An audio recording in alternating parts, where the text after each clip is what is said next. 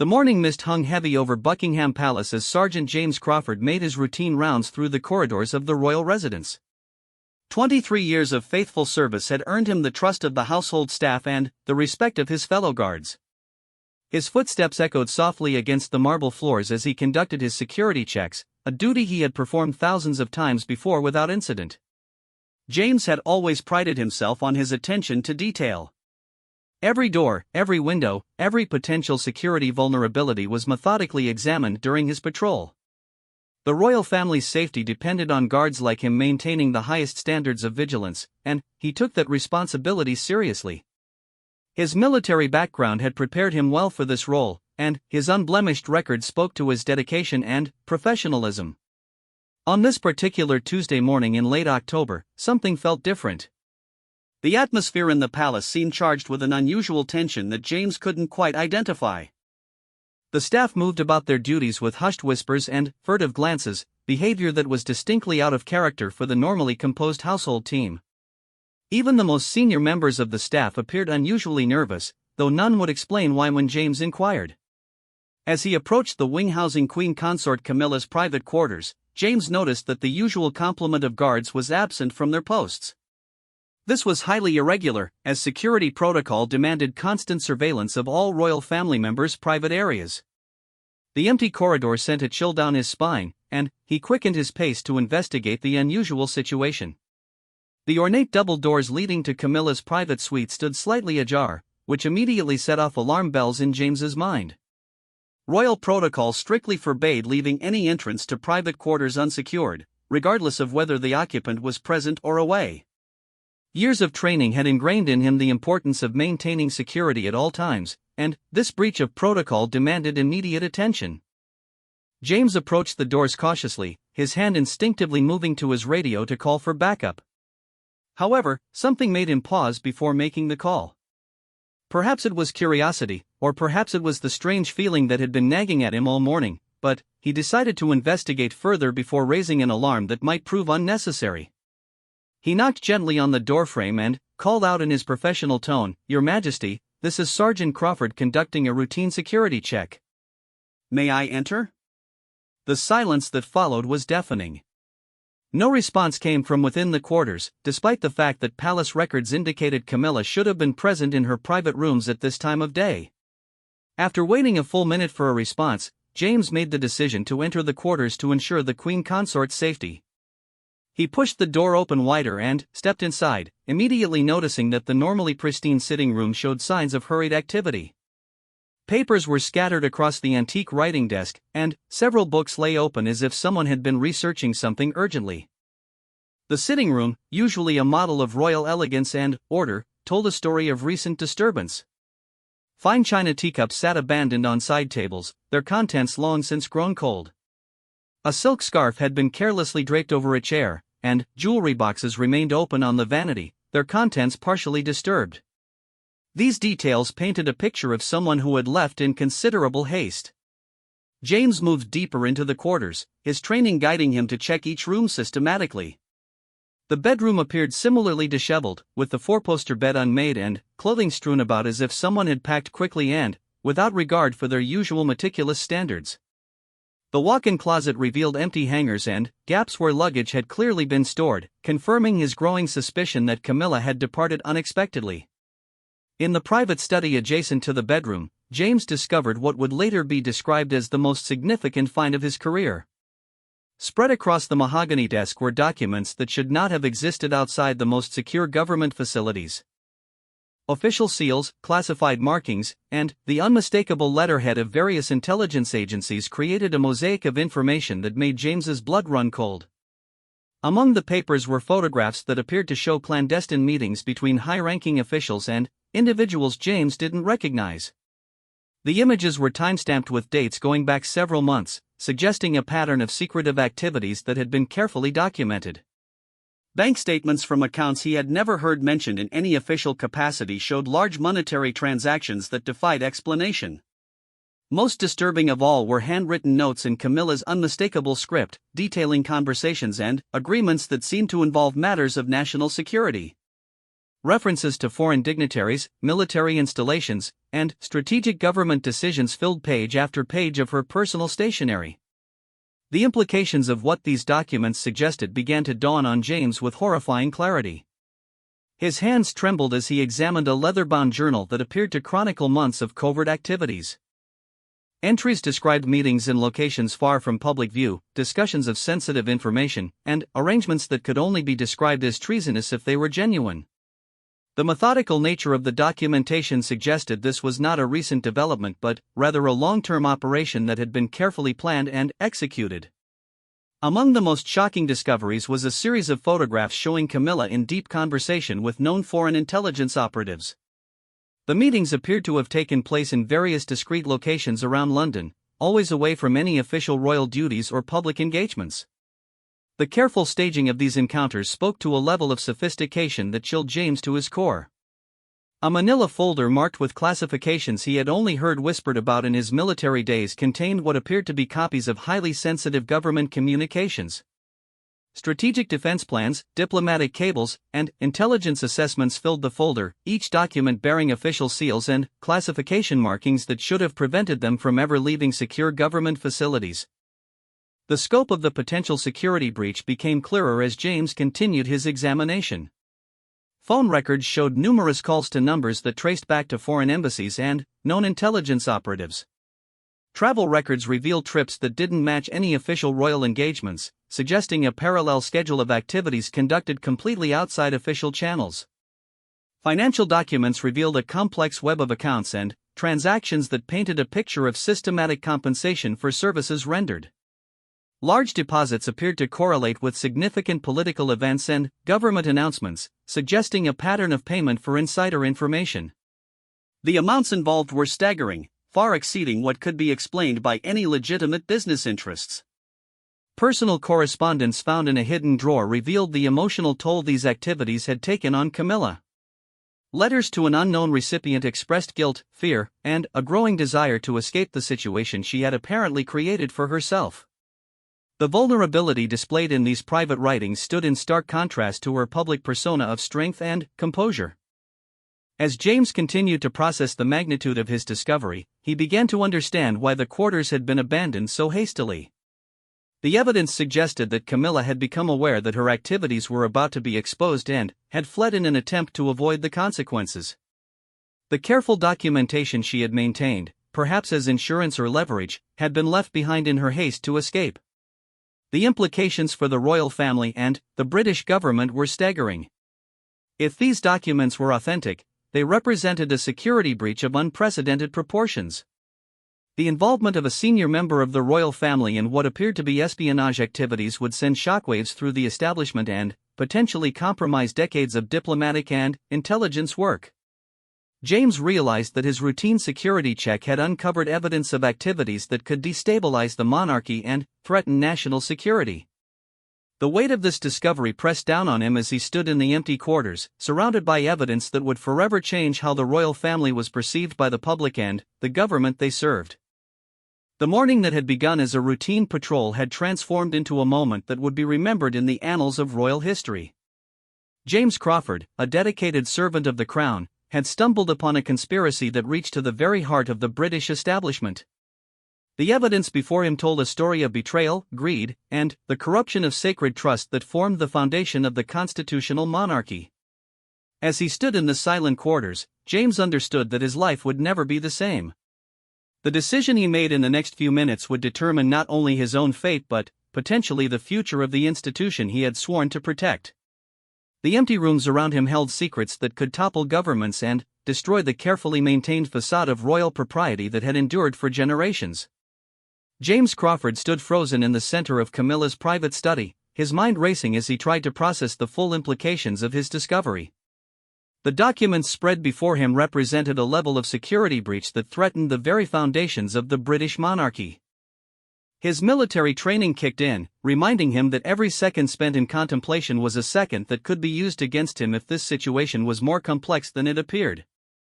With trembling hands, James reached for his secure communication device to alert his superiors, but something made him pause. Years of experience in both military and palace security had taught him to think strategically before acting. If these documents were authentic, their discovery would trigger a chain of events that could not be reversed. Once he made that call, the machinery of government investigation would begin turning, and there would be no going back. He decided to document everything thoroughly before alerting anyone else. Using his phone's camera, James began systematically photographing each document, ensuring that no detail was overlooked. The journal entries, financial records, photographs of clandestine meetings, and classified government documents all needed to be preserved exactly as he found them. His hands shook slightly as he worked, the magnitude of the situation weighing heavily on his conscience. As he photographed the evidence, James noticed additional details that made the situation even more alarming. Some of the documents bore recent dates, suggesting that whatever operation Camilla had been involved in was ongoing rather than historical. Payment schedules showed future dates, indicating that arrangements had been made for continued compensation. This wasn't simply a matter of past indiscretions but an active security threat. A hidden safe behind one of the bookshelves had been left open in Camilla's hasty departure. Inside, James discovered additional materials that painted an even more disturbing picture. Foreign passports bearing Camilla's photograph but different names suggested preparation for a life in exile. Large amounts of various foreign currencies were bundled and ready for transport. Most concerning of all were encrypted communication devices that appeared to be sophisticated intelligence equipment. The discovery of the communication devices confirmed James's worst fears about the scope of this operation. These weren't simple phones or computers but specialized equipment designed for covert communications that could bypass government monitoring systems. The presence of such devices in the Queen Consort's private quarters suggested a level of planning and support that could only come from professional intelligence operatives. Among the encrypted devices, James found evidence of recent communications that had been hastily deleted but not completely erased. Partial message fragments revealed references to extraction plans, safe houses in foreign countries, and arrangements for new identities. The language used was clearly that of professional intelligence operations, confirming that Camilla's activities were part of a larger, coordinated effort.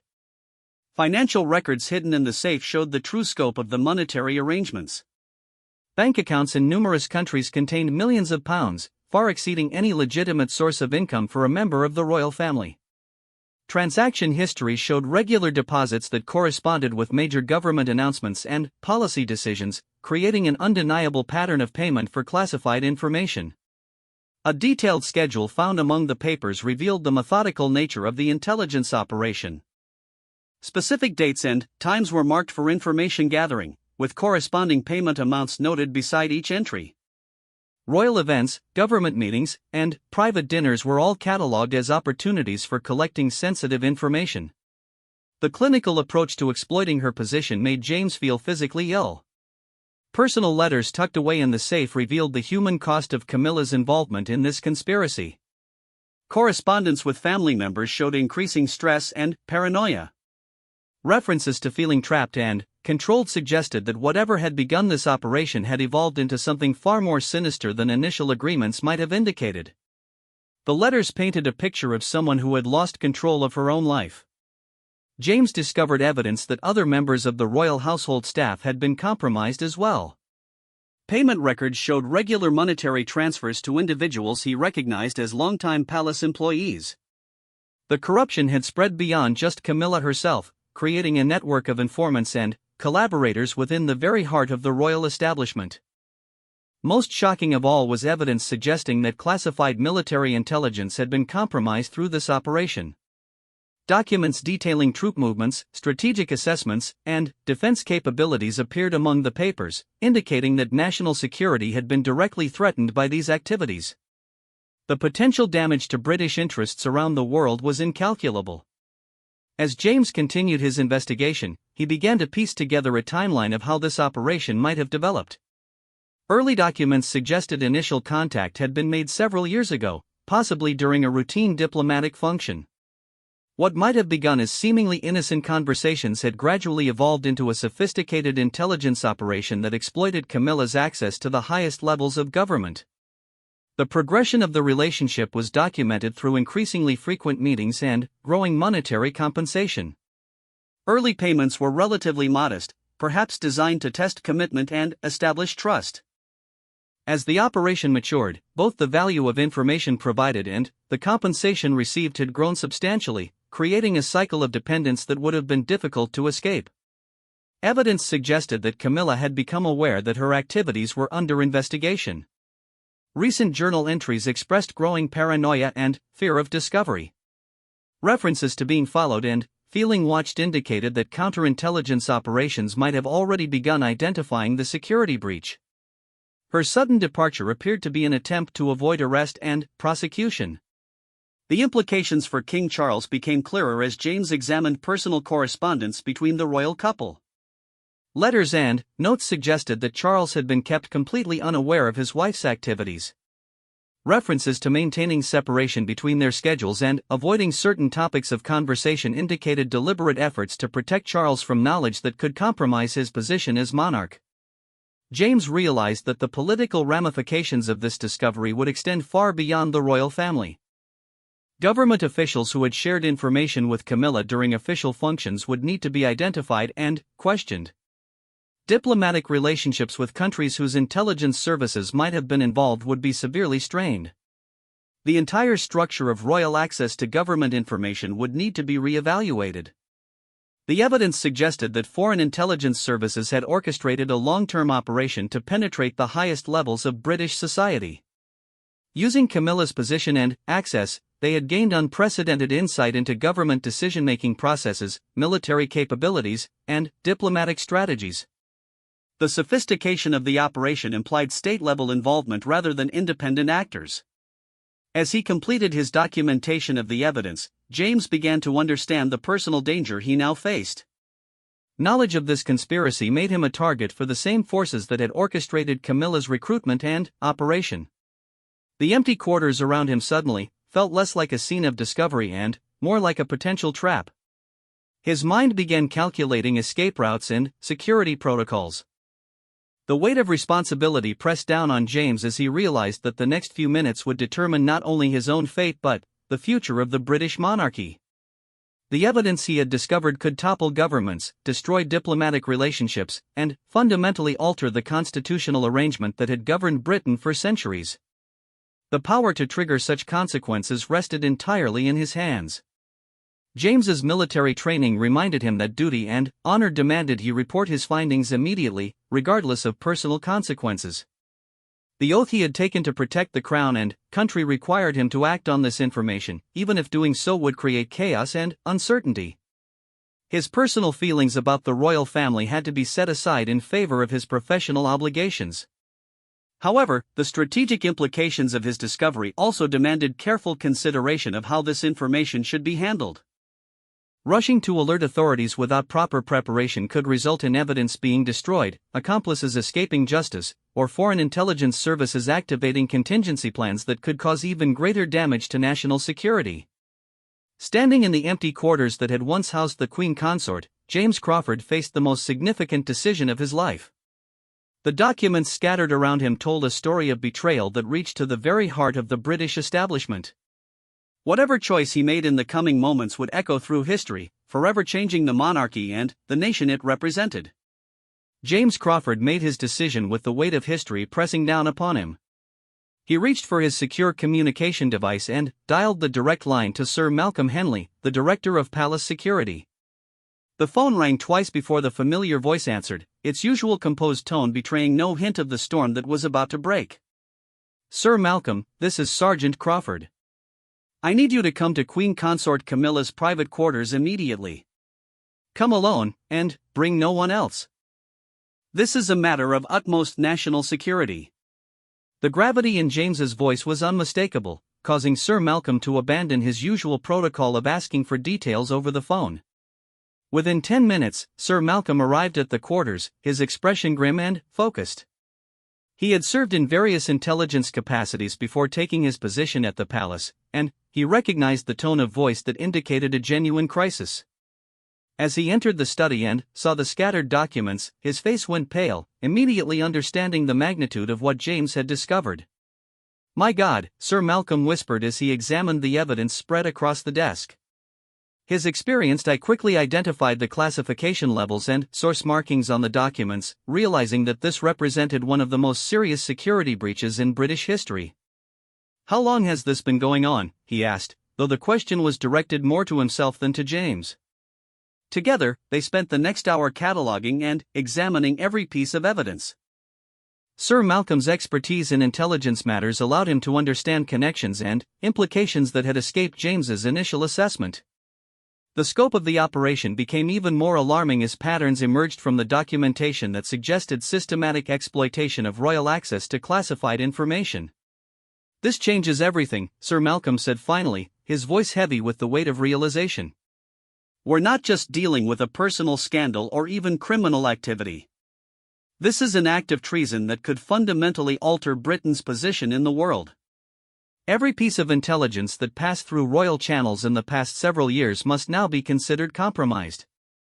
The immediate priority became securing the scene and preventing any further evidence from being destroyed.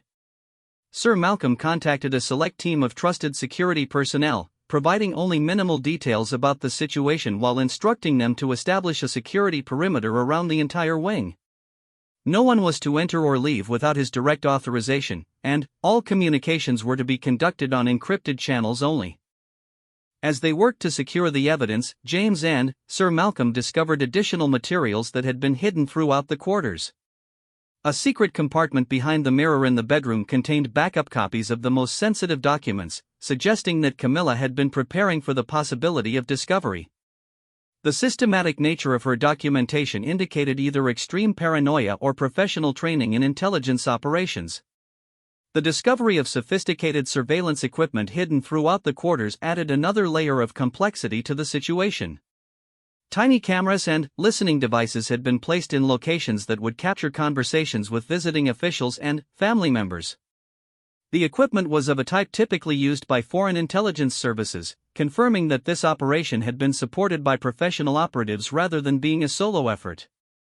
Sir Malcolm's analysis of the communication devices revealed that they had been used to transmit information to locations across Europe and Asia. The encryption patterns matched those known to be used by several hostile intelligence services, providing clear evidence of foreign involvement. Most disturbing was the discovery that these transmissions had continued as recently as the previous day, indicating that the operation had remained active until Camilla's sudden departure. Financial records hidden in various locations throughout the quarters revealed the true scale of the monetary arrangements. Accounts in Switzerland, the Cayman Islands, and several other offshore banking havens contained amounts totaling over £50 million. Transaction histories showed that payments had been systematically increased over time, suggesting that the value of information provided had grown substantially as Camilla's access to sensitive materials expanded. The personal cost of Camilla's involvement became clearer as they examined private correspondence and diary entries. Early writings showed excitement about new friendships and opportunities, gradually evolving into expressions of fear and entrapment. Recent entries revealed desperate attempts to find an escape from the situation, suggesting that what might have begun as voluntary participation had transformed into coercion and control. Evidence suggested that Camilla's handlers had been pressuring her for increasingly sensitive information, threatening exposure if she refused to comply. Photographs found among her personal effects showed her in compromising situations that could have been used as blackmail material. The progression from willing participant to coerced asset was documented in heartbreaking detail through her private writings. Sir Malcolm discovered that the operation had tentacles reaching far beyond just Camilla herself. Staff members, government officials who had attended royal functions, and even some members of parliament appeared to have been targeted for recruitment or information gathering. The royal household had been systematically penetrated by foreign intelligence services using Camilla as their primary access point. The implications for King Charles became a matter of immediate concern. While evidence suggested he had been kept unaware of his wife's activities, his position as monarch meant that he had been inadvertently exposed to the same intelligence-gathering efforts. Every conversation he had shared with Camilla about government matters would now need to be considered potentially compromised. As news of Camilla's disappearance began to spread through palace channels, Sir Malcolm realized that time was rapidly running out before the situation became impossible to contain. Government officials would need to be briefed immediately about the potential compromise of classified information they had shared during royal functions. International intelligence partnerships would need to be re-evaluated in light of the security breach. The decision was made to brief the Prime Minister and key cabinet members about the situation before word of Camilla's disappearance became public knowledge. Sir Malcolm understood that the political ramifications would be severe, potentially triggering a constitutional crisis that could threaten the stability of the monarchy itself. The careful balance between royal ceremonial functions and actual governance would need to be completely reconsidered. Intelligence services were quietly alerted to begin damage assessment operations, attempting to determine exactly what information had been compromised and what ongoing operations might have been affected. The process would take months to complete fully, but initial assessments suggested that virtually every aspect of British intelligence and defense planning from the previous several years would need to be reviewed and potentially restructured. International partners, particularly those in the Five Eyes Intelligence Alliance, were discreetly informed about the potential compromise of shared intelligence. The revelation that a member of the British royal family had been operating as a foreign asset sent shockwaves through allied intelligence communities, raising questions about the security of information sharing arrangements that had been in place for decades. As the scope of the crisis became clearer, Sir Malcolm began coordinating with counterintelligence specialists to develop a comprehensive response strategy. The immediate priority was preventing further damage while beginning the complex process of identifying exactly what information had been compromised and which foreign intelligence services had been involved in the operation. The evidence suggested that this had been a long-term strategic operation rather than an opportunistic recruitment. The sophistication of the approach and the resources invested indicated state-level involvement, most likely from a major power seeking to gain unprecedented access to British decision-making processes. The patient, methodical development of the operation over several years showed professional planning and execution. James Crawford, who had begun the day as a routine security guard, now found himself at the center of what would likely become one of the most significant intelligence scandals in British history. His discovery would trigger investigations that would reach into every corner of the government and security establishment, fundamentally altering how royal access to sensitive information would be managed in the future. The empty quarters that had housed Queen Consort Camilla now stood as evidence of how foreign intelligence services had penetrated the very heart of the British establishment. The careful documentation left behind told a story of systematic betrayal that would reshape international relationships and force a complete re-evaluation of how constitutional monarchies could safely interact with their governments in an age of sophisticated intelligence operations. As Sir Malcolm prepared to brief the highest levels of government about the crisis, both men understood that the Britain they had sworn to protect would be forever changed by the discoveries made in these elegant rooms. The monarchy, government, and intelligence establishment would all need to be rebuilt from the ground up to prevent such a catastrophic security breach from ever occurring again. The crisis room at Downing Street had never seen such a gathering of senior officials on such short notice. Prime Minister Richardson sat at the head of the polished oak table, her face grave as she listened to Sir Malcolm Henley's briefing. Around the table sat the Director General of MI5, the Chief of MI6, the Secretary of Defense, the Foreign Secretary, and the Cabinet Secretary. The weight of the situation was evident in every face as the full scope of the security breach became clear. "Ladies and gentlemen," the Prime Minister began, her voice steady despite the magnitude of the crisis, "we are facing the most serious security breach in modern British history. The implications of what Sergeant Crawford discovered this morning will reverberate through every aspect of our government and international relationships. We must act swiftly and decisively to minimize the damage while ensuring this can never happen again." The Director General of MI5 spoke first, outlining the immediate damage assessment that was already underway. Every piece of classified information that could have been accessed through royal channels in the past 5 years is being reviewed. Initial analysis suggests that virtually every major government decision, military operation, and intelligence assessment may have been compromised. "We're dealing with a complete restructuring of our security architecture." Sir Richard Pemberton, the chief of MI6, provided a sobering assessment of the international implications. "Our allies are already expressing concerns about the security of shared intelligence. The Five Eyes Partnership, NATO intelligence sharing, and numerous bilateral arrangements are all under review. Some partners have already suspended certain cooperation agreements pending our investigation results. The evidence collected from Camilla's quarters had been thoroughly analyzed by forensic specialists and intelligence experts. The financial records alone painted a picture of systematic compensation over several years, with payments totaling over £50 million distributed across accounts in multiple countries. The sophistication of the financial arrangements suggested state-level resources and planning. Counterintelligence analysis had identified the foreign services most likely responsible for orchestrating the operation. The communication patterns, encryption methods, and operational procedures all pointed to a coordinated effort by multiple intelligence agencies working together to penetrate British government decision-making. The patient, long-term approach indicated strategic planning at the highest levels of hostile foreign governments. King Charles had been privately briefed about the situation earlier that morning, and his reaction had been one of complete shock and devastation. The realization that his wife had been systematically betraying the country while using their marriage as cover for intelligence operations had left him struggling to comprehend the personal and constitutional implications. His immediate concern was for the stability of the monarchy and the safety of his family. The constitutional crisis created by these revelations would require careful navigation to prevent permanent damage to the institution of the monarchy. Legal experts were already examining precedents for situations where members of the royal family had been involved in treasonous activities, though no historical parallel truly matched the current circumstances. New protocols would need to be developed to handle such unprecedented situations.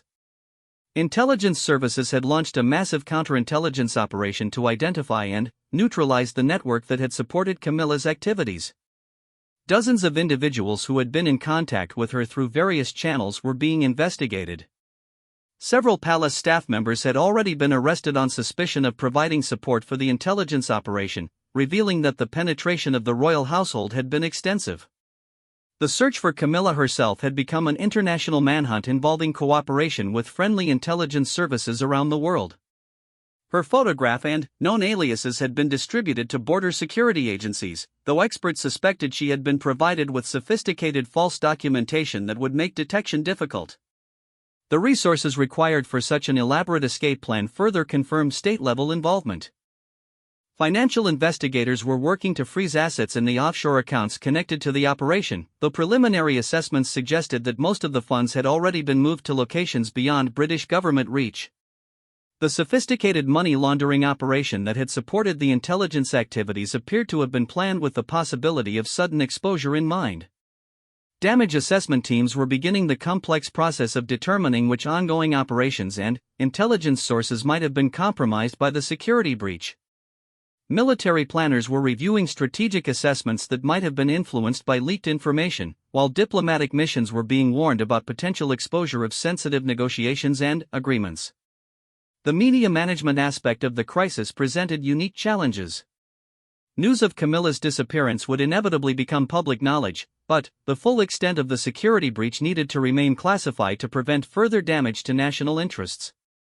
A carefully crafted narrative was being developed to explain her absence without revealing the true nature of the crisis.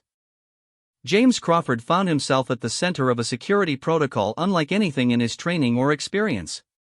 He had been placed in protective custody while his role in discovering the evidence was being thoroughly investigated. Though he was being treated as a hero rather than a suspect, the sensitivity of his knowledge meant that his movements and communications were being carefully monitored for his own protection. The investigation into how Camilla had been recruited and how the operation had remained undetected for so long was revealing serious weaknesses in palace security protocols. The royal family's traditional approach to maintaining some separation from direct government oversight had created vulnerabilities that foreign intelligence services had expertly exploited. Every aspect of royal security would need to be fundamentally reconsidered. International reactions were beginning to emerge as allied governments learned about the security breach through official diplomatic channels. Several countries had already begun their own damage assessments to determine whether information shared with Britain through royal diplomatic channels might have been compromised. The incident was straining relationships that had taken decades to build. The psychological profile being developed of Camilla suggested that her recruitment had followed classic intelligence patterns of gradual involvement leading to complete control. Initial contact had likely been made through seemingly innocent social interactions that gradually developed into more substantial relationships. By the time the true nature of the arrangement became clear, she had already been compromised beyond the possibility of withdrawal. Evidence suggested that the operation had been activated and accelerated following her marriage to Charles and elevation to Queen Consort. The increased access to sensitive information that came with her new position had made her exponentially more valuable to foreign intelligence services. The timing of various activities correlated directly with major government decisions and international events. The technological aspects of the operation had been sophisticated beyond what domestic criminal organizations could have managed independently. The encryption systems, surveillance equipment, and communication devices all represented cutting-edge intelligence technology that confirmed state-level support. Counterintelligence experts were analyzing the equipment to determine its origins and capabilities. Legal proceedings were being carefully planned to ensure that justice could be served while protecting ongoing investigations and classified information. Special courts and procedures would likely be required to handle prosecution of those involved while maintaining the secrecy necessary for national security. The legal framework for such unprecedented cases was still being developed. The long-term implications for the monarchy were still being assessed by constitutional experts and government officials. Public confidence in the royal family would inevitably be affected once details of the scandal became known, though the extent of the damage would depend largely on how the crisis was managed and resolved. The institution would need to demonstrate fundamental changes to prevent similar breaches in the future. As the sun set over London on that historic day, the full scope of the crisis was still being understood. What James Crawford had discovered during his routine patrol had triggered the largest counterintelligence operation in British history. The evidence found in those elegant quarters had revealed a conspiracy that reached to the heart of the British establishment and would reshape how the nation approached security, diplomacy, and constitutional governance. The empty rooms in Buckingham Palace stood as a testament to how foreign intelligence services had successfully penetrated the most protected institutions in Britain. The investigation that followed would take years to complete fully, but the immediate task was clear: rebuild the security architecture of the British government to prevent such a catastrophic breach from ever occurring again. In the months and years that followed, the name James Crawford would be remembered as the guard whose diligence and courage had exposed a conspiracy that threatened the very foundations of British democracy. His discovery on that October morning had saved the nation from even greater damage while ensuring that those responsible for the betrayal would eventually face justice. The palace would never be the same, but Britain would emerge stronger and more secure from the crisis that had shaken it to its core.